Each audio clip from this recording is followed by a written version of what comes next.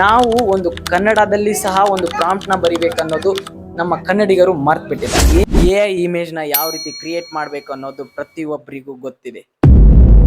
ಆದ್ರೆ ಅದು ಇಂಗ್ಲಿಷ್ ಅಲ್ಲಿ ಮಾತ್ರ ಪ್ರಾಂಪ್ಟ್ ಹಾಕಿದ್ರೆ ಅನ್ನೋದು ಸುಳ್ಳು.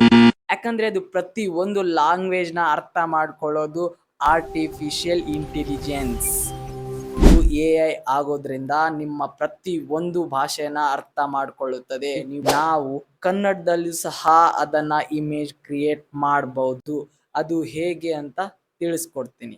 ನಾವು ಒಂದು ಕನ್ನಡದಲ್ಲಿ ಸಹ ಒಂದು ಪ್ರಾಂಪ್ಟ್ ನ ಬರಿಬೇಕನ್ನೋದು ನಮ್ಮ ಕನ್ನಡಿಗರು ಮರ್ತ್ ಬಿಟ್ಟಿದ್ದಾರೆ. AI ಇಮೇಜ್ ಸರಿಯಾಗಿ ಬರ್ತಿಲ್ಲ, ಹಾಗಾದ್ರೆ ತಪ್ಪು AI ದಲ್ಲ, ನಿಮ್ದು.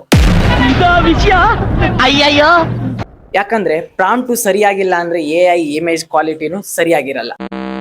ನಾವು ಒಂದು ಕನ್ನಡದಲ್ಲಿ ಸಹ ಒಂದು ಪ್ರಾಂಪ್ಟ್ ನ ಬರಿಬೇಕನ್ನೋದು ನಮ್ಮ ಕನ್ನಡಿಗರು ಮರ್ತ್ ಬಿಟ್ಟಿದ್ದಾರೆ.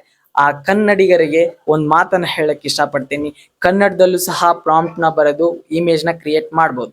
ಅದು ಹೇಗಂದ್ರೆ ನಾವು 5 ವಿಷಯಗಳನ್ನ ಒಳಗೊಂಡಿರುವಂತ ಒಂದು ಪ್ರಾಂಪ್ಟ್ ನ ರಚಿಸಬೇಕಾಗುತ್ತೆ. ಆ 5 ವಿಷಯಗಳನ್ನ ತಿಳಿಸ್ಕೊಡ್ತೀನಿ. ಮೊದಲನೇದು, ನಿಮಗೆ ಯಾವ ವಿಷಯದ ಮೇಲೆ ಒಂದು ಪ್ರಾಂಪ್ಟ್ ಬೇಕೋ ಆ ವಿಷಯವನ್ನ ಬರೀರಿ. ನೆಕ್ಸ್ಟ್, ಯಾವ ಸ್ಟೈಲ್ ಅಲ್ಲಿ ಬೇಕು ಅಂತ ಬರೀರಿ. ಯಾವ ಸ್ಟೈಲ್ ಅಂದ್ರೆ ನಿಮ್ಗೆ ಬೇಕಾದಂತ ಸ್ಟೈಲ್ ಅಲ್ಲಿ ನೀವು ಬರಿಬೇಕು.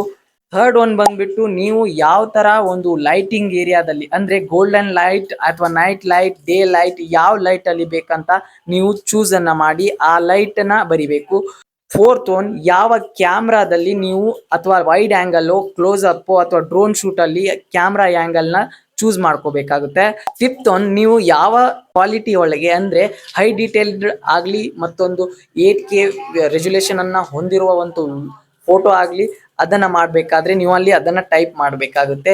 ಹೀಗಾದ್ರೆ ನಾವು ಕನ್ನಡದಲ್ಲಿ ಪ್ರಾಂಪ್ಟ್ ನ ಬರೆದು ಒಂದು ಅತ್ಯುತ್ತಮವಾದ AI ಚಿತ್ರವನ್ನ ರಚಿಸಬಹುದು. ಮುಂದಿನ ವಿಡಿಯೋ ಒಂದು ಸೀಕ್ರೆಟ್ ಫಾರ್ಮುಲಾಗಳ ಮೂಲಕ ಮುಂದುವರಿಯುತ್ತೆ. ನಮ್ಮನ್ನ ಫಾಲೋ ಮಾಡ್ಕೊಳ್ಳಿ. ಹಾಗೆ ಮುಂದಿನ ವಿಡಿಯೋ ಬರೋವರೆಗೂ ಕಾಯಿರಿ. ಧನ್ಯವಾದಗಳು.